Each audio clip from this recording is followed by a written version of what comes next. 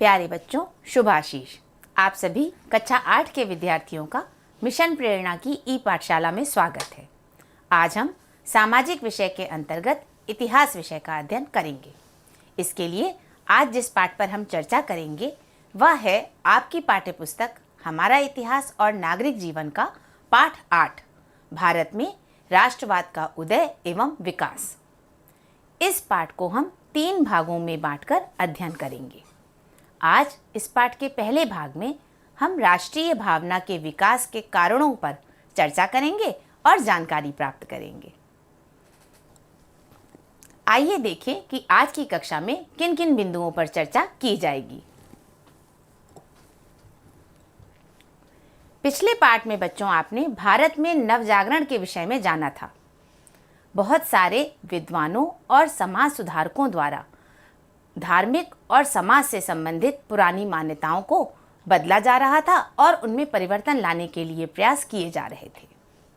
रामकृष्ण परमहंस, राजा राममोहन राय, गोविंद रनाडे, ज्योतिबा फूले, सावित्रीबाई फूले आदि अनेक विद्वानों, विचारकों और समाज सुधारकों के द्वारा धार्मिक सुधार आंदोलन और समाज सुधार आंदोलन चलाए जा रहे थे, जिससे भारत में नवजागरण हो रहा था। भारत में नवजागरण के उपरांत किस प्रकार राष्ट्रीय भावना का विकास हुआ, इसे हम अपनी आज की कक्षा में जानेंगे। इसके लिए बहुत से कारण थे, जिनमें एक कारण भारतीय राष्ट्रीय भावना के विकास के कारणों को हम एक एक करके समझेंगे। इसमें सबसे पहले हम भारत की राजनीतिक एकता की बात करेंगे। साथ ही तीव्र परिवहन जैसे सड़क और रेल यातायात के विकसित होने से किस प्रकार राष्ट्रीय भावना को बल मिला और लोगों का आपस में किस प्रकार संपर्क होना आसान हुआ, इसे भी हम जानेंगे। डाक तथा संचार व्यवस्था के शुरू होने से लोगों की भावनाओं और विचारों का आदान प्रदान आसान हो गया। इसके बारे में भी आज हम चर्चा करेंगे। भारत में नवजागरण के उपरांत एक नए बुद्धिजीवी वर्ग का उदय हो रहा था, जो सामाजिक कुरीतियों को दूर करने का प्रयास कर रहा था। इस नए बुद्धिजीवी वर्ग के उदय से राष्ट्रीय भावना का विकास हो रहा था। इसको भी हम अपनी आज की कक्षा में जानेंगे। उस समय भारत में अंग्रेजों द्वारा पाश्चात्य शिक्षा पर जोर दिया जा रहा था, जिसके लिए अंग्रेजी भाषा एक माध्यम थी। अंग्रेजी भाषा का विकास होने से किस प्रकार से लोगों का आपस में जुड़ाव बढ़ रहा था, इसको भी हम जानेंगे। बहुत सारे भारतीय समाचार पत्र और साहित्य उस समय प्रकाशित हो रहे थे। इनकी राष्ट्रीय भावना को बढ़ाने में क्या भूमिका थी, इसकी भी चर्चा होगी। अंग्रेज शासकों का नस्लीय दंभ किस प्रकार राष्ट्रवाद को बढ़ा रहा था, इसे भी जानेंगे। साथ ही अंग्रेजों द्वारा बनाई गई आर्थिक नीतियां किस प्रकार हमारे भारत के लिए नुकसानदेह थीं और वो किस प्रकार हमारे भारत के लोगों को आपस में जोड़ने का काम कर रही थी, इसके बारे में भी आज की कक्षा में हम चर्चा करेंगे। तो आइए इन सभी कारणों को एक एक करके विस्तार से समझें। आप सभी अच्छी तरह सुनिए, देखिए और समझिए।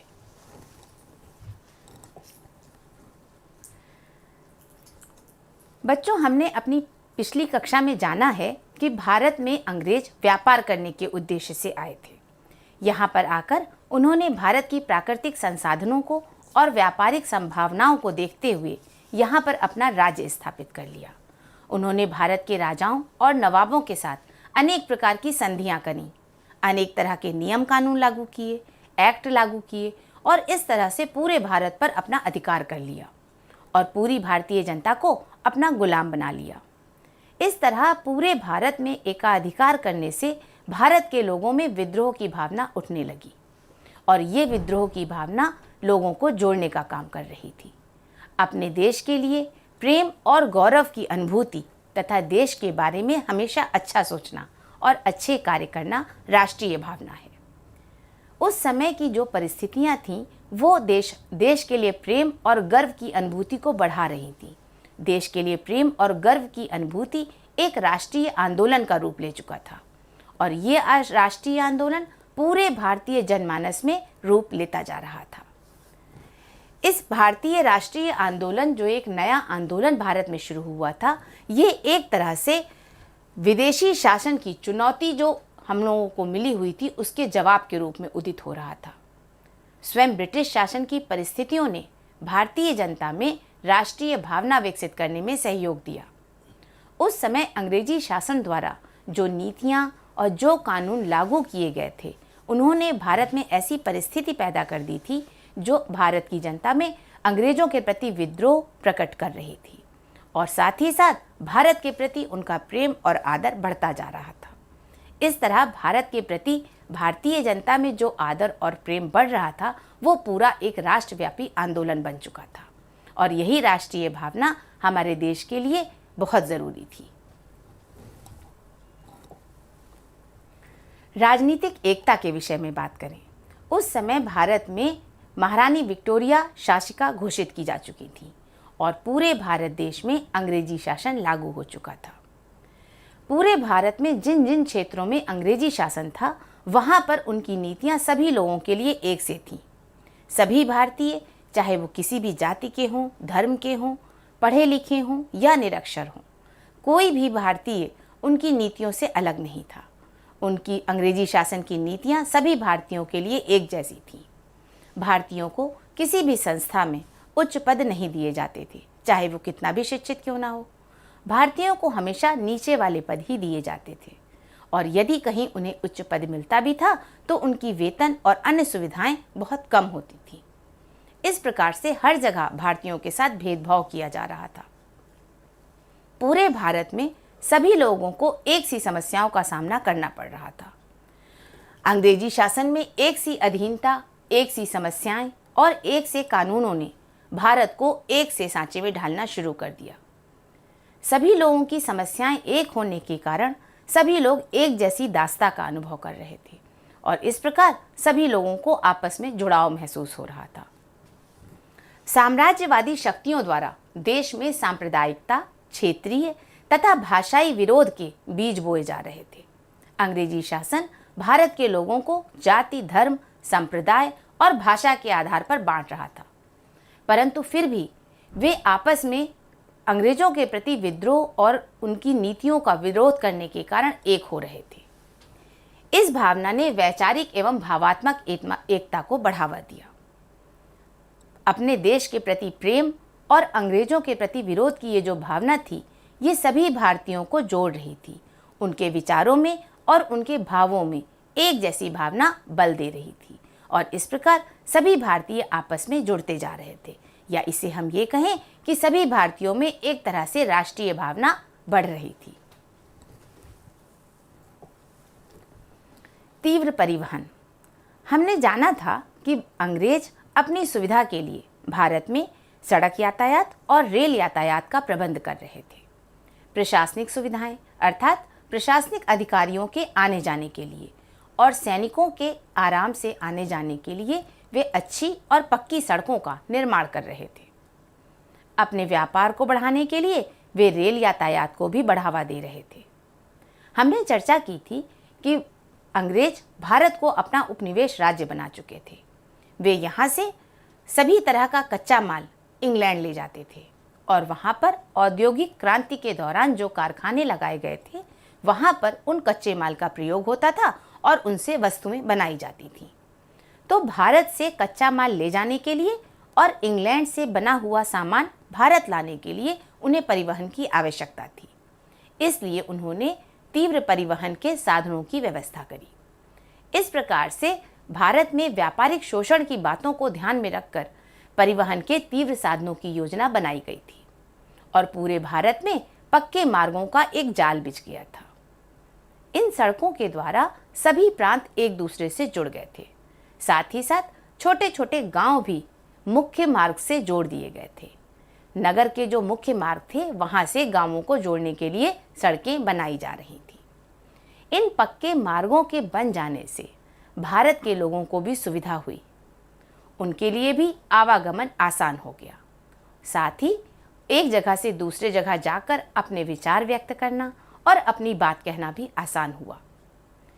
देश को एकता के सूत्र में बांधने वाला सबसे बड़ा साधन रेल थी। रेल यातायात अच्छी तरह से विकसित किया गया था। रेल यातायात उस समय सबसे सुविधाजनक, सरल और सहज साधन था उस समय के यातायात के लिए, ये केवल सुविधाजनक और सरल और सस्ता साधन ही नहीं था, बल्कि ये भारत के लोगों में जाति प्रथा और छुआछूत आदि बुराइयों को दूर करने का कार्य भी कर रहा था। इसलिए उस समय हम ये कह सकते हैं कि देश को एकता के सूत्र में बांधने वाला सबसे बड़ा साधन रेल यातायात था। डाक तथा संचार व्यवस्था। सन 1850 के उपरांत आरंभ हुई आधुनिक डाक व्यवस्था तथा बिजली के तार ने देश को एक करने में सहायता करी। डाक व्यवस्था शुरू होने से अंतर्देशीय पत्रों, समाचार पत्रों तथा पार्सलों को कम दर में भेजने की व्यवस्था शुरू हो गई। ये एक सहज उपलब्ध साधन था जिसमें बहुत कम पैसों में आप प्रकाशित सामान को एक जगह से दूसरी जगह भेज सकते थे। इस तरह की व्यवस्था शुरू होने से देश के सामाजिक, शैक्षणिक, बौद्धिक और राजनीतिक जीवन में एक परिवर्तन आया। क्रांतिकारियों द्वारा, राजनीतिक व्यक्तियों द्वारा और बुद्धिजीवियों द्वारा जो भी विचार आपस में एक दूसरे को भेजे जाते थे वो सब आसान हो गया। इन डाक व्यवस्था के द्वारा एक जगह से दूसरी जगह तक अपने विचारों को लिख कर भेजना बहुत आसान हो गया और ये बहुत कम दर में उपलब्ध था। इसलिए एक तरह से इस साधन ने भारत के दूर दूर के क्षेत्रों तक अपनी बात पहुंचाने के लिए एक सर्वसुलभ साधन उपलब्ध कराया। डाकखानों के द्वारा राष्ट्रीय साहित्य पूरे देश में भेजा जा सकता था, जो पहले संभव नहीं था, क्योंकि दूर दूर तक किसी किताब या किसी प्रकाशित हुई रचना को भेजना संभव नहीं हो पाता था। परंतु डाकखानों के द्वारा पार्सल के रूप में, अंतर्देशीय पत्रों के रूप में जब एक स्थान से दूसरे स्थान तक प्रकाशित सामग्री जाने लगी तो ये एक आसान काम हो गया कि हम अपने विचारों को दूर दूर तक भेज सकें। संदेशों को शीघ्र अतिशीघ्र भेजने में बिजली के तारों ने क्रांति ला दी थी। आधुनिक संचार साधनों से भारत के विभिन्न भागों में रहने वाले लोगों को एक दूसरे से संबंध बनाए रखना आसान हो गया। इस प्रकार डाक और संचार व्यवस्था ने भारत में राष्ट्रवाद को बढ़ाने में मदद करी। भारत के दूर दराज के क्षेत्रों में रहने वाले लोग भी आपस में एक दूसरे से भावनाओं और विचारों के द्वारा जुड़ने लगे, क्योंकि वे आसानी से एक दूसरे से बात कर पाते थे, अपनी भावना उन तक पहुंचा पाते थे और इन सब माध्यमों ने पूरे भारत में राष्ट्रीय भावना को विकसित करने में बहुत मदद करी।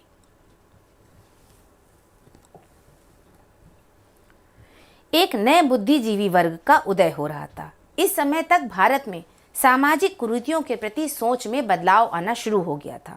अंग्रेजी शिक्षा, पाश्चात्य शिक्षा, विज्ञानवाद, मानवतावाद आदि ने जोर देना शुरू कर दिया था।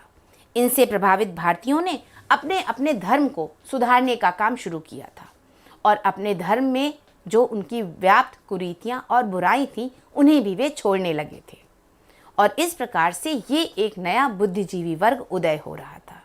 ये नया बुद्धिजीवी वर्ग प्रायः कनिष्ठ प्रशासक, वकील, डॉक्टर और अध्यापक इत्यादि थे। इनमें से कुछ इंग्लैंड में भी शिक्षा प्राप्त कर चुके थे। जो लोग इंग्लैंड से शिक्षा प्राप्त करके आए थे वहाँ पर उन्होंने राजनीतिक संस्थाओं की व्यवस्था देख रखी थी। उन्होंने भारत आकर ये महसूस किया कि यहाँ पर भारतीयों के मौलिक अधिकार लगभग शून्य हैं। उन्हें किसी प्रकार की सुविधा नहीं दी जा रही है और यहाँ के वातावरण में दास्ता घुल चुकी है। ये अंग्रेजी पढ़े लिखा बुद्धिजीवी वर्ग अपने राजनीतिक अधिकारों से परिचित थे। वे ये समझ रहे थे कि यहाँ पर किसी भी राजनीतिक संस्था, वित्तीय संस्था, न्यायिक संस्था, किसी में भी भारतीयों का आदर नहीं किया जा रहा है और उन्हें कहीं पर भी ऊंचे पद नहीं दिए जा रहे हैं, चाहे वे कितने ही योग्य क्यों ना हों। उन्होंने ये भी महसूस किया कि 1833 में आया चार्टर एक्ट या 1858 में महारानी विक्टोरिया द्वारा दिया गया घोषणा पत्र, विभिन्न घोषणाओं के बावजूद इन दोनों में जो भी बातें कही गई थीं उनका कहीं भी पालन नहीं हो रहा था और वे किसी भी तरह भारतीयों के हित में नहीं था। इन्हीं सब बातों को लेकर उनके अंदर राजनीतिक असंतोष था और एक तरह से ये लोग नवोदित राजनीतिक असंतोष का केंद्र बिंदु बनते जा रहे थे। इस नए बुद्धिजीवी वर्ग ने भारतीय राजनीतिक संस्थाओं को नेतृत्व प्रदान करने का कार्य किया। धीरे धीरे इस वर्ग की भावना पूरे भारतीय जनमानस में फैल गई और लोगों ने अंग्रेजी शासन के प्रति विरोध और उनके प्रति विरोध करना शुरू कर दिया और इस तरह से राष्ट्रीयवाद या राष्ट्रीय भावना को बल मिल रहा था। ये नया बुद्धिजीवी वर्ग पूरे भारतीय जनमानस में इस भावना को बढ़ा रहा था और इस तरह से पूरे भारत में राष्ट्रीय भावना विकसित हो रही थी। हमारे भारत देश में विभिन्न क्षेत्रों में भाषाई स्तर पर अलगाव है। यहाँ पर विभिन्न क्षेत्रों में अलग अलग भाषाएं बोली जाती हैं। भारत के विभिन्न क्षेत्रों में स्थानीय बोलियों का प्रचलन है, जिनके कारण विभिन्न क्षेत्रों के लोग आपस में एक दूसरे से अपने विचार साझा करना मुश्किल होता था। परंतु अंग्रेजों द्वारा अंग्रेजी भाषा के माध्यम में शिक्षा देने का प्रचलन किया जा रहा था। अंग्रेजी भाषा को माध्यम के रूप में प्रयोग करके वे शिक्षा की नीति बना रहे थे। अंग्रेजी भाषा के प्रयोग से जब लोगों में सभी लोगों को अंग्रेजी माध्यम आने लगा तो उनके लिए आपस में एक दूसरे को विचार व्यक्त करना आसान हो गया और विभिन्न भाषाई क्षेत्रों के मध्य अंग्रेजी ने एक संपर्क भाषा की भूमिका बनाई। लॉर्ड मैकाले ने भारत में अंग्रेजी माध्यम की शिक्षा की नीति बनाई थी। वे भारत में अंग्रेजी साहित्य और अंग्रेजी माध्यम से शिक्षा देने की नीति बना रहे थे। जब उन्होंने इस नीति को बनाया था तो उसका उद्देश्य ये था कि इस तरह से जो व्यक्ति तैयार होंगे वे आत्मा और आस्था दोनों से ब्रिटिशवादी होंगे और एक तरह से अंग्रेजी शासन के समर्थक होंगे।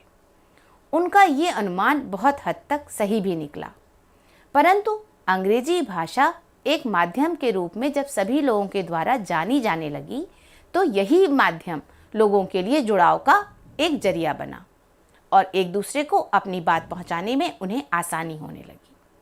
इस कारण से कश्मीर से दक्षिण तक सभी क्षेत्रों के निवासी अपनी बात एक मंच पर रखने में सफल हुए और अंग्रेजी भाषा लोगों के बीच एक संपर्क भाषा के रूप में विकसित होने लगी।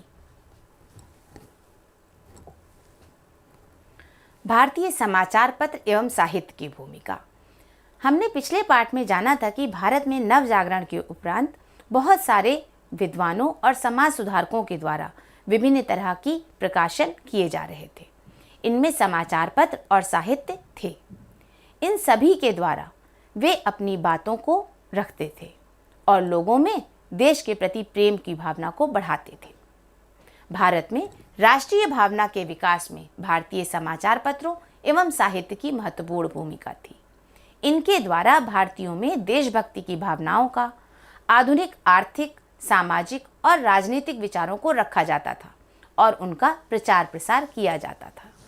ये साहित्य सभी को आसानी से उपलब्ध हो जाते थे और इन साहित्य को पढ़कर लोगों में देश के प्रति प्रेम की भावना का विकास होता था। उनको विभिन्न प्रकार की जो आर्थिक नीतियाँ, सामाजिक और राजनीतिक नीतियाँ अंग्रेजी शासन द्वारा चलाई जा रही थीं, उनका ज्ञान होता था और वे समझ पाते थे कि वे किस तरह से भारत के लिए नुकसानदेह हैं और इस प्रकार से उनमें देशभक्ति की भावना को बल मिलता था। उस समय प्रकाशित होने वाले राष्ट्रवादी समाचार पत्रों में संवाद कौमुदी, सोम प्रकाश, बंगदूत, केसरी, हिंदू एवं अमृत बाजार पत्रिका आदि प्रमुख थे और इसी प्रकार साहित्य रचनाओं में आनंद मठ, भारत दुर्दशा एवं गीतांजलि आदि प्रमुख थे और भी बहुत से ऐसे राष्ट्रवादी समाचार पत्र और साहित्यिक रचनाएं थीं जो उस समय प्रकाशित होती थीं और उनमें देश प्रेम से ओतप्रोत लेख निकलते थे जिन्हें पढ़कर लोगों की भावनाओं को बल मिलता था। बच्चों, आप सभी अपने विद्यालय में प्रार्थना के समय राष्ट्रगान और राष्ट्रगीत करते हैं। हमारा राष्ट्रगान जन गण मन रविन्द्रनाथ टैगोर की साहित्य रचना गीतांजलि से लिया गया है। इसी प्रकार हमारा राष्ट्रगीत वंदे मातरम आनंद मठ नामक साहित्य रचना से लिया गया है। ये बंकिम चंद्र चटर्जी की एक साहित्य रचना है। इनके द्वारा आज भी भारत के लोगों में देश प्रेम की भावना को बल मिलता है और इनको सुनकर हमें आज भी अपने देश के लिए सब कुछ निछावर कर देने की भावना उठती है। इस प्रकार हम ये कह सकते हैं कि उस समय प्रकाशित राष्ट्रवादी समाचार पत्र और साहित्य रचनाएं लोगों की देश प्रेम की भावना को बहुत बढ़ा रही थीं और उनमें अपने देश के प्रति गर्व की अनुभूति को ज़्यादा बढ़ाती थी। अंग्रेज शासकों का नस्लीय दंभ। अंग्रेज शासक सदा से ही अपने को श्रेष्ठ समझते थे। उस समय भारत में अशिक्षा, सामाजिक कुरीतियाँ, आर्थिक पिछड़ापन आदि थे और इन्हीं सब के कारण अंग्रेजों ने भारत पर एकाधिकार कर लिया था। पूरे भारत पर उनका शासनाधिकार हो जाने के कारण अंग्रेज शासक भारतीयों को तुच्छ समझते थे और ये भारतीयों को तुच्छ समझे जाने की जो भावना थी, यही भारतीय लोगों को आपस में जोड़ने का काम कर रही थी, क्योंकि पूरे भारत में हर जगह पर एक जैसी समस्याएं लोगों को सहनी पड़ रही थी। भारत में राष्ट्रीय भावनाओं के विकास का एक महत्वपूर्ण कारण अंग्रेजों की जातीय श्रेष्ठता का दंभ था। उस समय भारतीय लोगों को यूरोपीय क्लबों में जाने की इजाज़त नहीं थी। ऐसे क्लब जहाँ पे यूरोपीय लोग जाते हों, वहाँ पर भारत के लोग नहीं जा सकते थे। साथ ही साथ भारतीयों को गाड़ी के उस डिब्बे में यात्रा करने की अनुमति नहीं होती थी जिनमें यूरोपीय यात्री जा रहे हों। ये सारा अपमान भारतीयों को सहना पड़ता था और इनके द्वारा सभी को ये महसूस होता था कि अंग्रेजों को अपने देश से बाहर निकालना बहुत ज़रूरी है और इसी के कारण पूरे भारत के लोगों में राष्ट्रीय भावना का विकास हो रहा था। आर्थिक राष्ट्रवाद में हम ये जानेंगे कि किस प्रकार अंग्रेजों की आर्थिक नीतियाँ भारत के लिए किसी भी तरह से फायदे की नहीं थी। अंग्रेजों की पक्षपातपूर्ण आर्थिक और राजस्व नीति की प्रतिक्रिया के रूप में भारत में राष्ट्रवाद का उदय हुआ। अंग्रेज भारत में शासन कर रहे थे, साथ ही साथ भारत के सभी संसाधनों का प्रयोग अपने देश की उन्नति के लिए कर रहे थे। हमने जाना था कि अंग्रेजों ने भारत को अपना उपनिवेश राज्य बना लिया था। वे यहाँ से सभी कच्चा माल इंग्लैंड भेजते थे और वहाँ से चीज़ों को बनवाकर भारत में लाकर महंगे दामों में बेचते थे। उनकी जितनी भी आर्थिक नीतियाँ थीं, वे सभी इस तरह से कार्य करती थीं कि उसमें केवल इंग्लैंड और ब्रिटिश शासन का ही फायदा होता था। वे किसी भी तरह से भारतीय अर्थव्यवस्था को मजबूत नहीं बनाती थीं। भारत की सभी आर्थिक नीतियाँ, चाहे वो किसी भी विषय से संबंधित हों, उद्योग, वित्त, कृषि, शुल्क, विदेशी पूंजी निवेशन, विदेशी व्यापार, बैंक व्यवसाय इत्यादि सभी नीतियाँ, जितनी भी नीतियाँ अंग्रेजों ने बनाई थीं, वे सभी अंग्रेजी शासन की अर्थव्यवस्था को मजबूत बनाती थीं और साथ ही साथ भारतीय अर्थव्यवस्था को बहुत कमज़ोर करती जा रही थी। अंग्रेजी शासन सदैव ऐसे कार्य करते थे जो इंग्लैंड और ब्रिटिश शासन के हित में होते थे। अगर कभी भी भारतीय हितों और अंग्रेजी शासन के बीच में कोई टकराव होता था तो बलि सदैव भारतीय हितों की होती थी। व्यवस्था कुछ इस प्रकार बनाई गई थी कि भारतीय अर्थव्यवस्था दिन पे दिन कमज़ोर होती जा रही थी। इस बात का जिक्र उस समय की साहित्य रचनाओं में भी मिलता है। दादा भाई नौरोजी द्वारा लिखी गई पुस्तक the poverty and un British rule in India में इस बात का जिक्र किया गया है। उन्होंने द थ्योरी ऑफ ड्रेन में बताया है कि किस तरह से अंग्रेजों द्वारा बनाई गई नीतियाँ भारत की अर्थव्यवस्था के लिए फ़ायदेमंद साबित नहीं हो रही थी और जब कभी भी भारतीय हितों का बलिदान हमेशा अंग्रेजी शासन देता था और इंग्लैंड की उन्नति के लिए ही सभी नीतियों को बनाते थे। इस प्रकार इस सारी चर्चा में हमने जाना कि अंग्रेजी शासन द्वारा जो भी व्यवस्था की जा रही थी वह भारत के हित में नहीं थी। उससे हर तरह से केवल अंग्रेजी शासन और ब्रिटिश लोग ही उन्नति कर रहे थे। सारी व्यवस्था इंग्लैंड को ध्यान में रखकर बनाई जाती थी।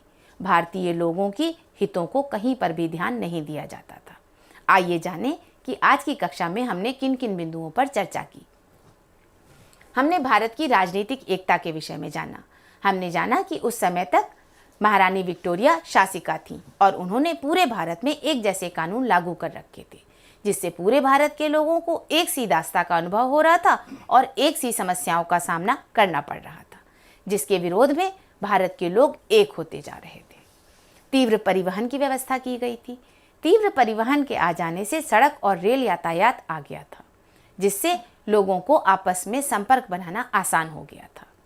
डाक तथा संचार व्यवस्था ने लोगों के विचारों और भावनाओं को जोड़ने का काम किया।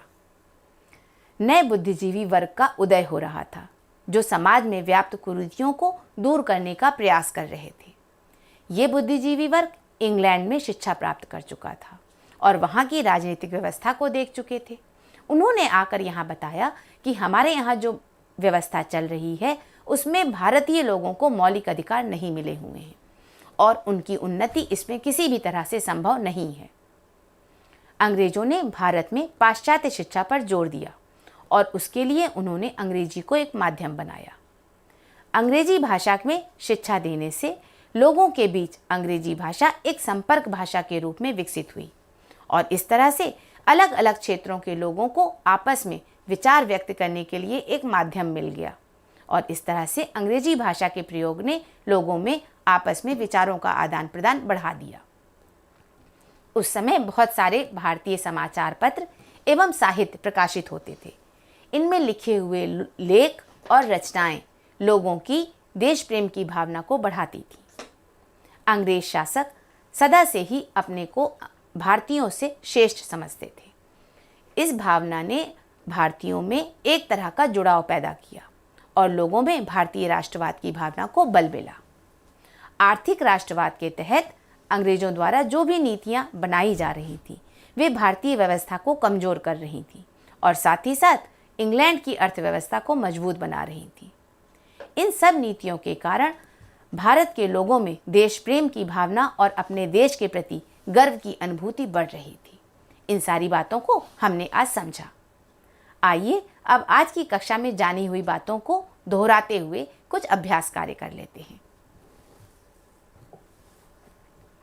पहला प्रश्न है, मिलान कीजिए। यहाँ पर आपको 2 तालिकाएं दी हुई हैं। पहले में शब्द लिखे हैं संपर्क भाषा, दादा भाई नौरोजी, बंगदूत केसरी, आनंदमठ, गीतांजलि, तथा दूसरी तरफ की तालिका में हमारे पास है राष्ट्रवादी समाचार पत्र, साहित्य रचनाएं, अंग्रेजी, the poverty and un British rule in India. इसके बारे में अभी हमने जाना था। आइए देखें किसका किससे मिलान किया जाएगा। संपर्क भाषा, अभी हमने चर्चा करी थी कि हमारे भारत देश में अंग्रेजों द्वारा पाश्चात्य शिक्षा पर जोर दिया जा रहा था, जिसके लिए अंग्रेजी भाषा को एक माध्यम बनाया जा रहा था और अंग्रेजी भाषा भारत के क्षेत्रों में एक संपर्क भाषा के रूप में विकसित हो रही थी। तो संपर्क भाषा को हम अंग्रेजी भाषा से जोड़ देंगे। हमने जाना था कि दादा भाई नौरोजी ने अपनी पुस्तक the poverty and un British rule in India में धन निष्कासन का सिद्धांत दिया था। आइए इसे देखते हैं। जी हाँ बच्चों, दादा भाई नौरोजी की किताब से ये हमारी जोड़ दिया जाएगा। बंगदूत और केसरी, हमने चर्चा की थी कि विभिन्न प्रकार की साहित्य रचनाएं और राष्ट्रवादी समाचार पत्र प्रकाशित होते थे। आइए देखें बंगदूत और केसरी कहाँ जुड़ेंगे। राष्ट्रवादी समाचार पत्र, बंगदूत और केसरी मुख्य राष्ट्रवादी समाचार पत्र थे। हमने चर्चा की थी कि आनंदमठ और गीतांजलि साहित्य रचनाएं थी। तो देखिए बच्चों, इस तरह हमने ये मिलान पूरा कर लिया। आइए एक और अभ्यास कार्य करते हैं। सही कथन पर सही और गलत कथन पर गलत का चिन्ह लगाएं। हमारे पास कुछ कथन दिए हुए हैं, हम देखते हैं कि ये सही है या गलत। पक्के मार्गों द्वारा गांव बड़े बड़े नगरों से जुड़ गए थे। तो बताइए बच्चों, ये कथन सही है या गलत। मार्गों का निर्माण होने से सभी प्रांत और गांव जोड़ दिए गए थे, तो ये कथन हमारा सही है।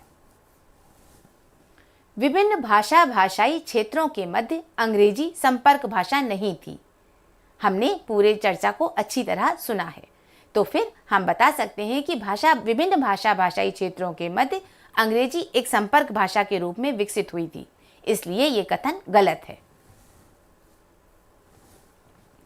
देश को एकता में बांधने वाला सबसे बड़ा साधन रेल थी।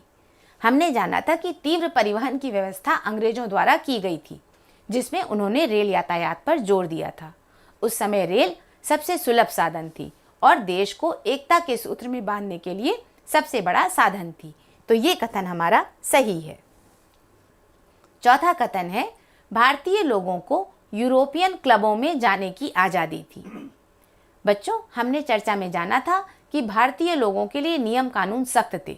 भारतीय लोगों को उन यूरोपियन क्लबों में जाने की आज़ादी नहीं थी जहां पर अंग्रेज जाते हों। तो ये कथन हमारा गलत है। संवाद कौमुदी, सोम प्रकाश, बंगदूत आदि राष्ट्रवादी समाचार पत्र थे। हमने तालिका के द्वारा राष्ट्रवादी समाचार पत्र और साहित्य रचनाओं के बारे में जाना था।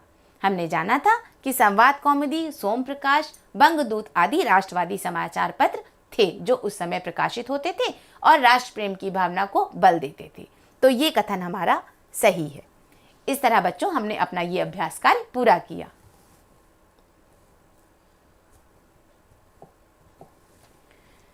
बच्चों ये कुछ प्रश्न हैं जिन्हें आप अपनी कॉपी पर उत्तर इनके लिखिएगा। आपने पूरी चर्चा को ध्यान से सुना है, आप इनका उत्तर जरूर लिख पाएंगे।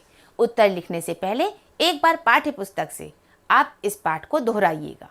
पहला प्रश्न है, राष्ट्रीय भावना के विकास के कारणों की सूची बनाइए। वो सभी कारण जिन पर आज हमने चर्चा की है उनकी एक सूची बनानी है। दूसरा प्रश्न है, डाक तथा संचार व्यवस्था से किस प्रकार राष्ट्रवाद को बढ़ावा मिला।